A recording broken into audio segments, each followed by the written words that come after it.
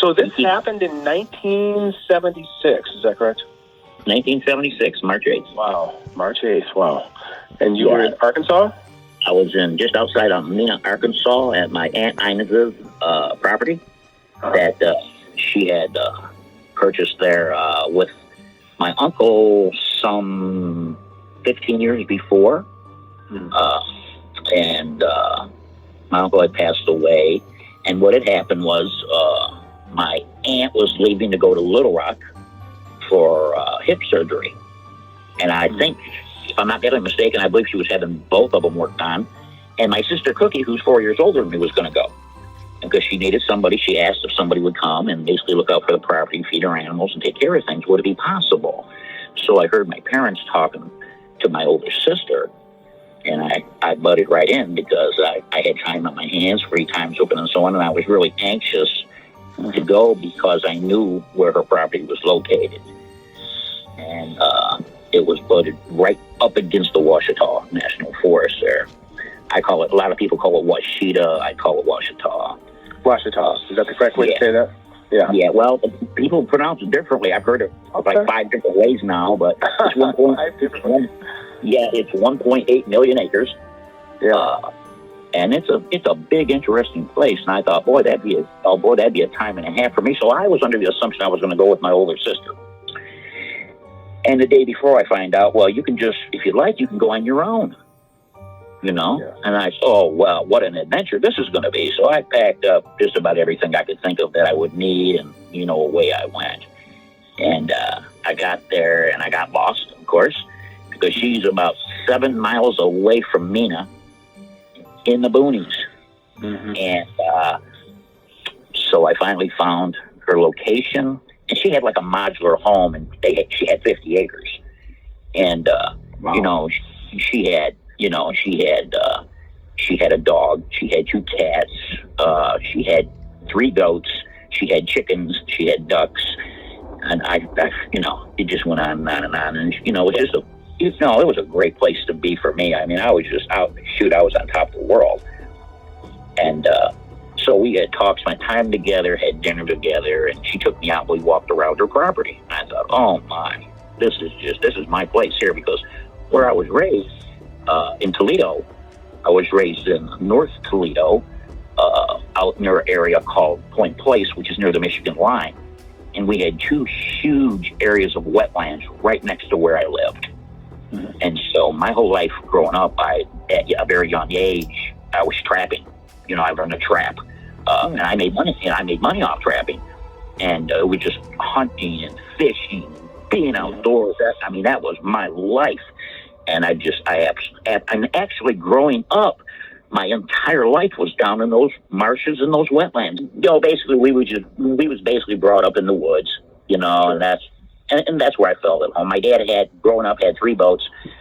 We spent dozens and dozens of trips out at Lake Erie, fishing. It was just, the whole outdoors was my world. So I just felt, this was a adventure for me, because I really got to be there at my aunt's, and I got to be Mr. Responsible and take care of everything. I was only, I was just coming up on 17 years old. Yeah. But even though at that age, I was pretty well responsible, and I had been trained as far as, with when it comes to hunting, gun safety, rigorously when I was young. So we just did everything in the woods. And so my aunt left on the afternoon of March 6th. She heads for Little Rock, and I get out, and I'm just basically getting used to her area right there, her place, her property. And I was checking everything out. And the 7th came, went, was a pretty, I was outside 90%. I slept, I think the first night I was there, I only slept like 4 hours. I was so excited. And then the big day came, which was my birthday, March 8th. And when I got up on March 8th, I decided that I was taking off for the day. I was going to feed the animals, and I was taking off into the forest. So with the stuff I brought, with what she had there, I got myself, it was like a backpack, and I had snacks, I had water, I had my compass, and I also had my birthday present that was given to me early, which was a .357 Magnum. And it was a gift from my dad and my brother. And I had told him I always wanted, it was a Colt Python, and I had always wanted something like that, you know what I mean?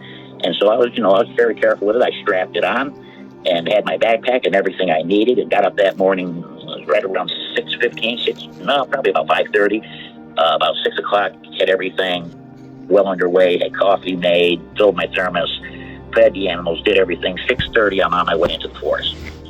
Got it. Now, I head into the forest, and I'm making, when I was young, I was diagnosed as being manic. So I was always accident prone. I had hurt myself pretty badly several times, wound up in the ER, because I always did things 5 times faster than everybody else. And so I got out there, and I'm excited, and man, I'm just moving. I'm making my way through that forest, and I'm so excited. It was a day that was, I believe it was like in the 50s, high 50s, low 60s, and it had a light rain and it stopped, and light rain and it stopped. It didn't bother me too much. I just kept going. Around 10:30 or so, going on between 10:30 and 11, I noticed I'm in the wrong part of the forest because I haven't seen no animals. I haven't seen anything. I thought, well, I'm bound to. Being out here in the middle of no man's land, it was just beautiful back in that forest. It was just spectacular.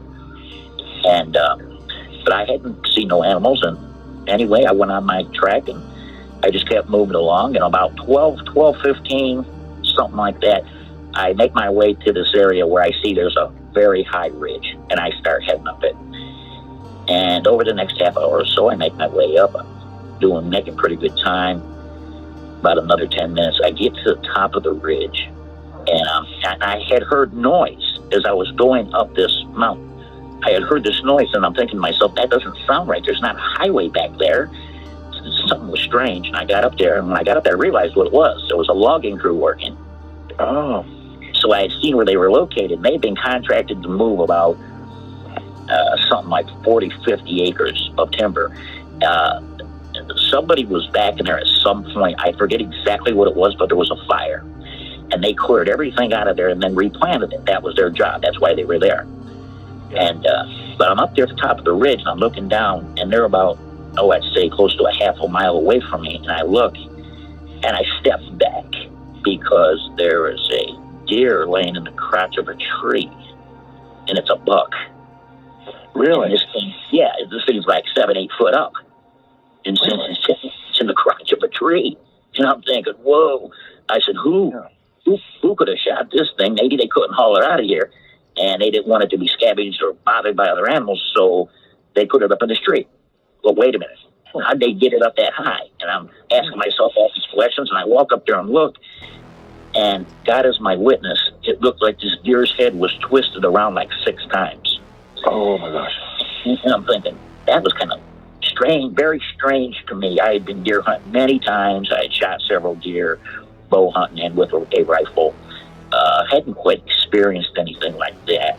And I put my hand, I climbed up, reached up, and I put my hand just below the neck of the deer. And it was cold. Mm-hmm. So it'd been there a while. And I thought, man, that's just plain strange. Yeah, very strange. Yeah, so I climbed down, and I decided, I'm going to head down towards the crew, the logging crew there, So I start making my way down, and I realize as I get within maybe a football field where they're working, one guy looks, and he must have called out to the other guys there. Now I got 3 or 4 guys looking at me. And they don't look too happy. And I'm thinking, what's going on here? And I make my way down there, and they, I said, hi, how you doing? I'm Bill. And the gentleman walks up and says, yeah, he says, you mind if I ask what you're doing back here? I said, I'm just going for a hike. I'm out on a day hike. He said, you live around here? I said, no, I'm staying at my aunt's place. And I basically explained to him where that was. And he says, you've never been back here before? You've been back in this area before? I said, I've never been back here. I said, I've never been in this forest. He says, oh. I said, you mind if I ask why you're giving me the 3rd degree? Yeah. He says, well, walk over here. I walked over, and they had a piece of equipment there. They had these 4 belts, these very big fan belts. Huge, right? These things, one was broke completely off. It had to be 10 foot long, maybe 12. But they were huge. They were as big around as a half a dollar. something had ripped these belts off this piece of equipment. And they had found it that morning when they got there. And they was Oh, looking they to buy. suspected you, possibly? Well, they suspected somebody of vandalizing their equipment. Yeah. And I said, and I looked at them. Now, I had experience with a chipper, a big commercial chipper, which also had 3 large belts, small compared to these gentlemen we're working with.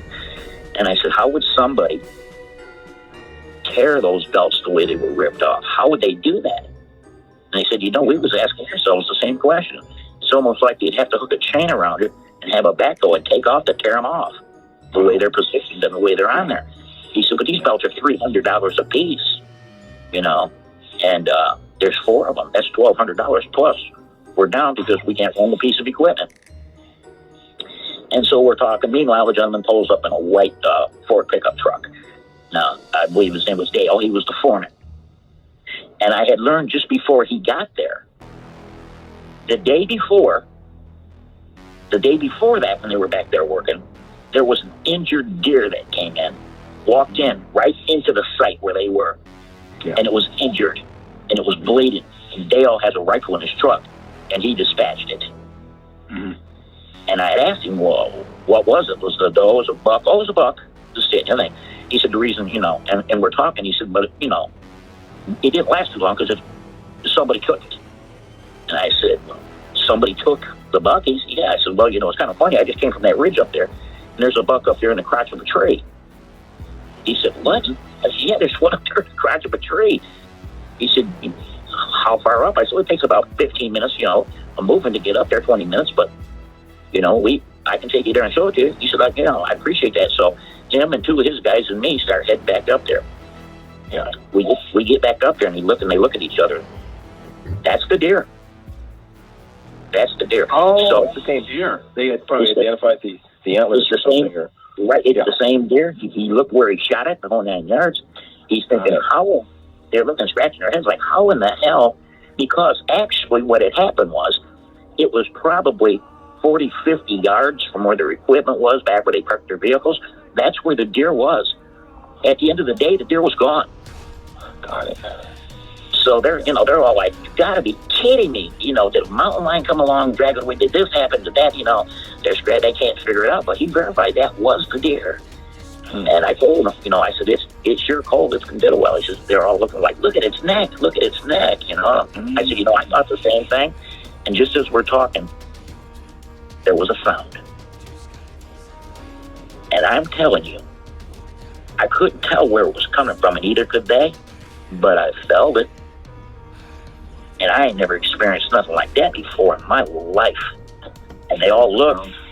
The sound was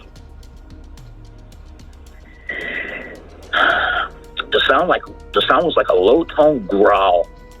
But you know what was unique about it? It lasted for 20 seconds. And we noticed it just a few seconds after it started, and it went on and on and on. And we're looking around, and I'm thinking, well, and you could feel it. I could literally feel it. And Dale, the foreman, says, I felt it as well. He said, it might be best we get out of here. And he had asked me, it was kind of unique. He'd asked me, he said, you use that thing on your sidearm much? I said, no, I haven't used it much at all. I know how to use it. He said, that's the answer I was looking for. Let's go. So we headed on out of there. So we head back down to the work area. And he had brought the belts, and the men went to work putting the belts back on it. And there was another worker that came up and said, if you want, you can hang out here for a while when we get ready. You can ride out with us. And I said, well, I planned a day hike. It's actually my birthday. Oh, happy birthday. Yeah. And I said, I appreciate that, but I think I'm going to hike back out. And by doing so, I might be able to save some time because I'll take the road. I'll take the logging road. He said, well, depending on which way you go, because it splits off about halfway down. If you go this way, it's like 9 miles. And if you go this way, it's like 12 miles. And I'm thinking, I'm that far away? Yeah. And I had covered, that's how much ground I had covered. I was packing there quite a ways. Well, the one gentleman came up, and I was there for about another 15, 20 minutes, and we were just talking about equipment and the deer and just everything in general. And he said, I'd wait here. And I said, why? He said, you might just be better off waiting here. And I thought that, I said, well, I think I found my way back. I know which direction I'm going. I got my compass. I got a pretty good idea which way I came through and up over the mountain there. He said, well, it's up to you, but if it was me, you wouldn't even catch me back here. And I asked him, why is that? He said, do you know how many crews turned this job down before we got back here? I said, no. He said, 3. We come from 160 miles away to do this job. I said, and why is that? He said, well, maybe the job was too small. Maybe he didn't pay enough. Who knows? Maybe they were too busy. He said we just find that extremely odd. And so I said, yeah, that is kind of strange. So I said, but thanks for everything. And I'm going to make my way on down the road. It was nice talking to you, gentlemen. And I'm going to make my way out. And he said, okay, be safe. Nice talking to you. So I got up and proceeded, grabbed my pack, and proceeded to head down the logging road. Now, as I'm heading down this logging road from the work area, the road has been cut into the mountain, okay? Yep. Everything to my left, you got to climb. And everything to the right, anywhere from 9, 10 feet to 12, 14 feet, is a drop. And it's steep, my friend. And so I'm heading down the logging road, heading back. And about following this road, probably about another half hour, making good time trekking down the logging road, I notice a piece of equipment sitting there. And to the right, there's a very unique area that goes out that's kind of level. It's rounded off and it comes back. And they have a mountain of cut timber stacked there. And they got what they call a skidder there, or I forget what it is, but it's for picking up logs, loading them onto trucks. Yeah. And these trees, they're like, I'd say 20 to 30 feet, and there's a stack on the right, and there's a stack on the left. And they're stacked about 15, 17, 18 feet high. And they go back 60 feet. And I'm thinking to myself, what did they put as a backstop? They had to have something back there. These trees would just roll right down the hill, Yeah. So I took my pack off, which might have saved my life. And I laid it on the ground. I had my sidearm on me, and I had a bottle of water. And I went to climb up this stack of timber. And I was kind of excited, to be truthful with you. And I make my way up to the top. I get up there. It wasn't hard getting up there whatsoever. I begin to walk to the back. And as I do, I hear this growling noise again, but it's a little louder this time. Shorter. Caught my attention. I'm thinking, okay, is this a mountain lion? Is this a bear? Okay, stay sharp. Stay sharp. So I get up there and I'm making my way across. And as I get up to the top, I move to the right side, the right stack of the timber, and I'm making my way back. And as I'm making my way back, I hear a branch snap. And I mean, it snapped loud. I removed my sidearm, had it in my hand, and I continued to walk back. There was probably another 15 feet. And I got back within 5 feet of the very back. And there was 3 trees there, Chris, that had grown up that they was using for a backstop that caught all those timbers. And all 3 of them were snapped off, broken off. Oh, wow. One was almost ripped out of the ground. The other 2 were like broken within a foot or 2 of the ground. And you can see where the ground give way. And I'm thinking, what would cause that? And then it hit me. There's nothing holding this timber. Oh, I mean, oh my gosh. There's enough holding the first 3, 4, 5 feet of it. But if anything above it decides to whatever, this is a dangerous place to be. I hear a snap again. As I do, I'm moving backwards.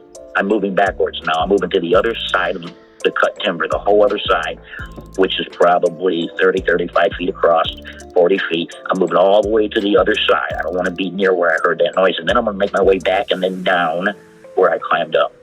And as I get to the other side, I heard another weird noise. Do you know when you play back like a cassette tape, and you hear the real fast sounds there, of the voices. It was like, you know what I mean? Yeah. Yep. I heard, when you fast forward and stuff. Yeah, so I heard that twice, and I thought, what the hell? Where did that come from? I turned, took 2 steps, and when I did, the trees let go on the left side. The right side was pretty much neutral, but then as more of the trees started to go, and I'm going with them, the other side started to come down. And then I knew I was in big trouble, and as I started to go, I turned and I made sure the hammer was down on the coal python, and I tossed it back towards the front of the pile. And I was along for the ride. Oh my God. When we came to a stop,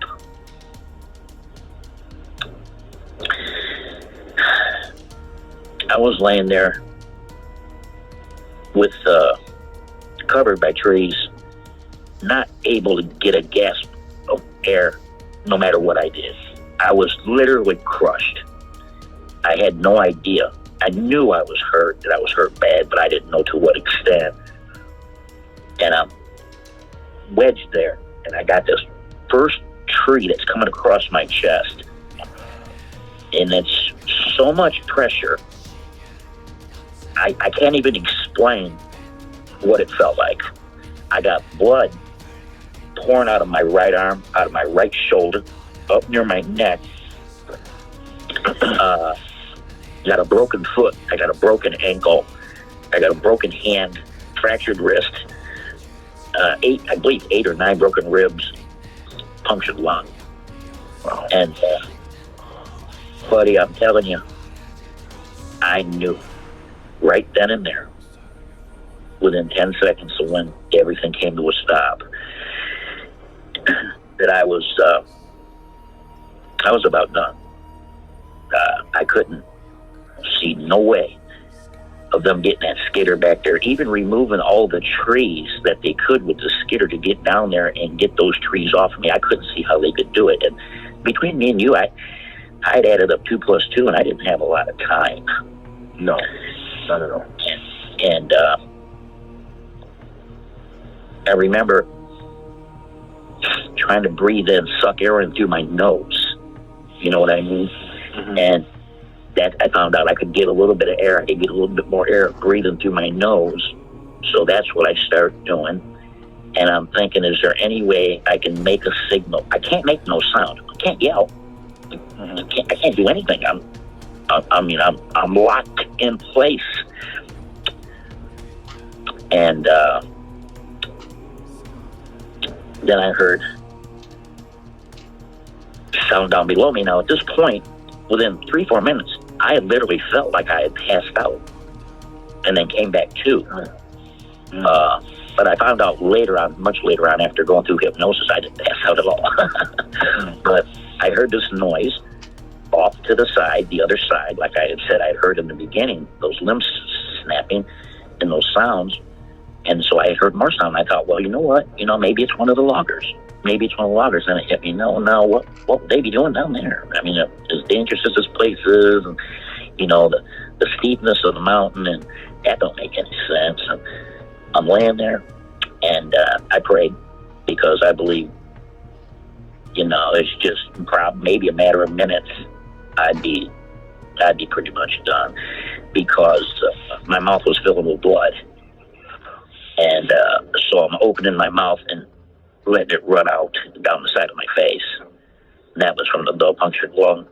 But like I said, I could still suck some air in through my nose.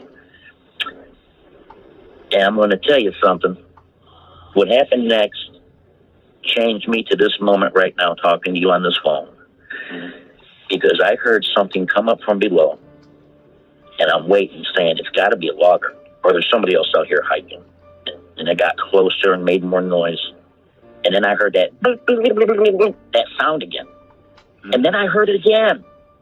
And then I heard it a third time. And then I heard more noise below me, and it got louder. And it got a little louder. And there was an opening, this big tree coming across my chest, and then 2 more on top of it. There was an opening off to my left on like a 45-degree angle. And what appeared through that opening, I lost all my bodily functions, and I spit blood about 2 feet. And all I can say is that my brain, I guess, was trying to recalibrate to try to make sense while at the same time experiencing fear and terror like I've never experienced, ever. This thing was a monster. I mean, a monster. It had a man's face, but it was huge. It had sunken eyes, high forehead line. It had a scar that came from its left, above its left eye, down, across past his nose, and across his mouth. And it was a deep scar. I don't know what happened to it in the past or whatever, but this thing was a monster. And I thought, oh, I've never experienced anything like this in my life. The closest I can come to it was remembering when my father took us to see the Waisnapague Creek, and for us back then, that was a big deal. But my whole life being in the woods, all the areas I had traveled to hunt, trap, camp, fish, never heard a word about them, never heard a story about them, never thought anything about them, because as far as I know, nothing like it exists. But I'm here to tell you, Chris, they exist. This thing was massive. The hands were huge. I could only see it from about the lower chest on up. It had to be 3.5 foot, not 4 foot across. Its head was huge. And it's turning, and it leans down, and as it leans down, a big bubble of drool falls out its lower lip, lands on the tree, and it's turning its head to the right and to the left. And I'm right there 3 foot away. And I'm gagging because I'm trying to scream, and I can't. And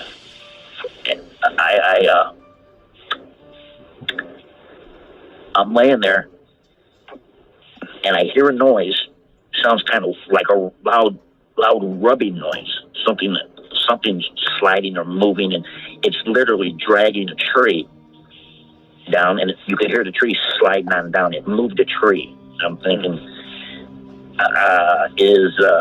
what's this thing doing? And I'm literally choking on my blood at this point. Can't breathe. And then I seen the back of it twist and turn towards me again, reach down, and it wrapped its arms around another tree. And it lifted it up. And this tree was about as big around, I'd say, as a basketball, maybe a little bit bigger. And it took it, and it pushed it, and it slid down the hill it went. And then that son of a bitch walked up, wrapped its arms around the tree that was pinning me in place, grabbed on it. And when he wrapped his arms around it, about 4 foot away, I could see its hand where it wrapped its arm around the tree. And it picked that son of a bitch up.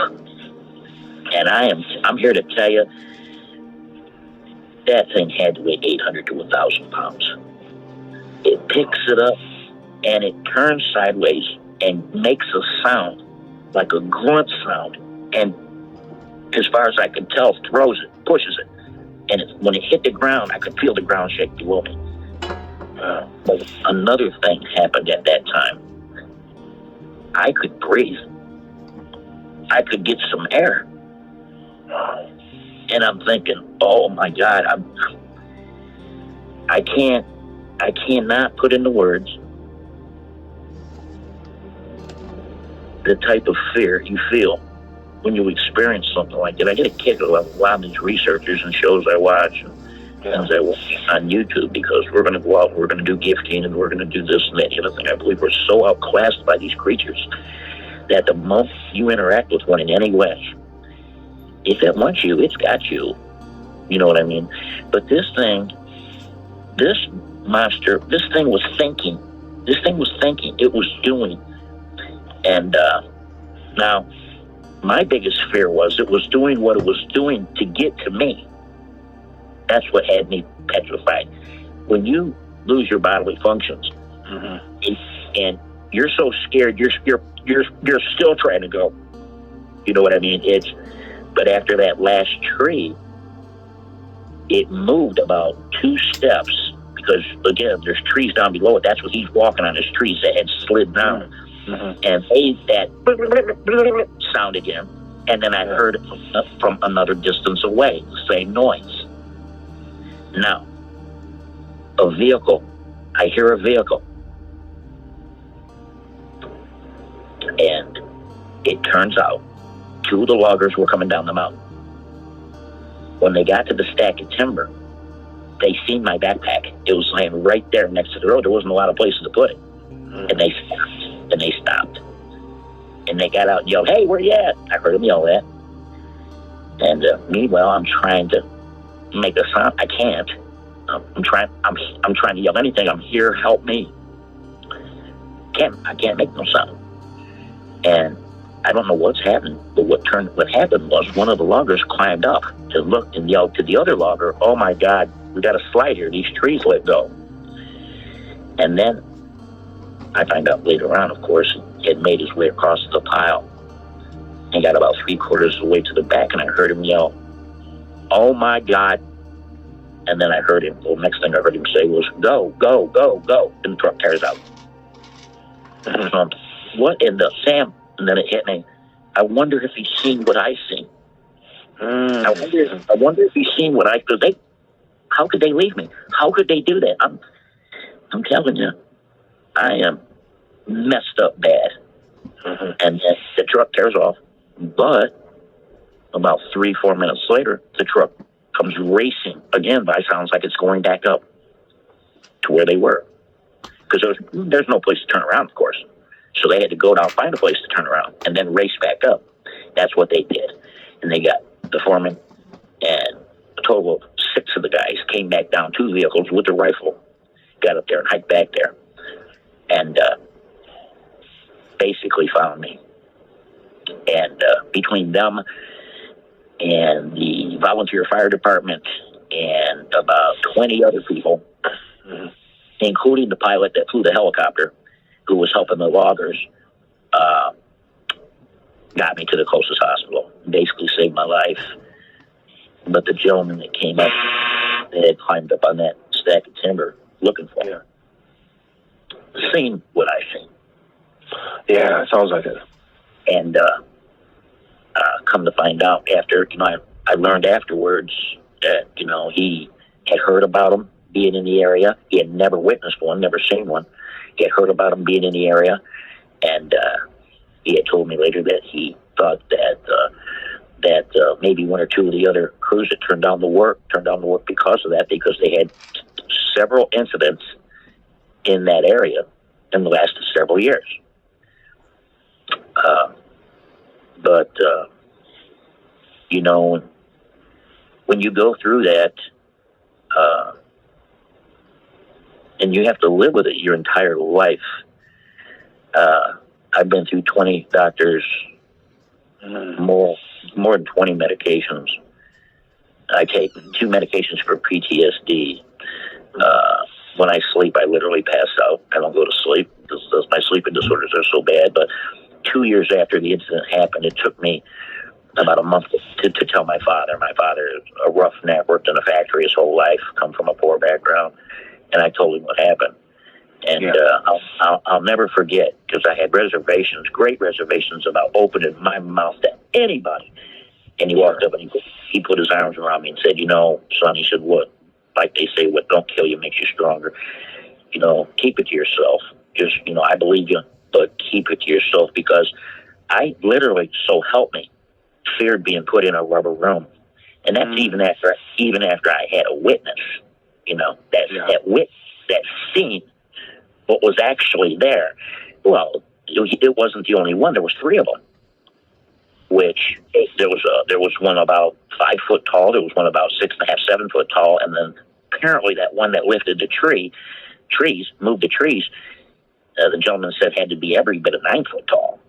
Wow. Did you see all the other 2 then? Well, no, I didn't. But oddly enough, Chris, under hypnosis, I did. Recounted the whole story and seen the 2 standing side by side. Because everything was recorded. And the psychiatrist that I had seen that agreed to go in and with another, with 3 other doctors and put me under hypnosis. After that session, he explained to me he'd have to drop me as a patient. He says, I've never experienced anything like that. I don't even know where to start. He says, I can't do it. Yeah. I'm telling you the honest truth. If it's the last thing I do, if I'm lucky enough, if God sees to it, I'm going to stand in front of one. I'm going to interact with it. Uh-huh. And it's not going to be the way it was on March 8th, 1976. You know what I mean? I think that's a good perspective to have because you're kind of confronting it, but in a positive way that works for you versus being this because you were vulnerable. Oh my God! Trapped and vulnerable, and now you're terrified that who knows what this thing's going to do. Absolutely, and I'm going to convey to it one way or another. I'm its friend. Its friend. I'm not there to hurt it. I'm not there to hurt its family. It would mean the world to me.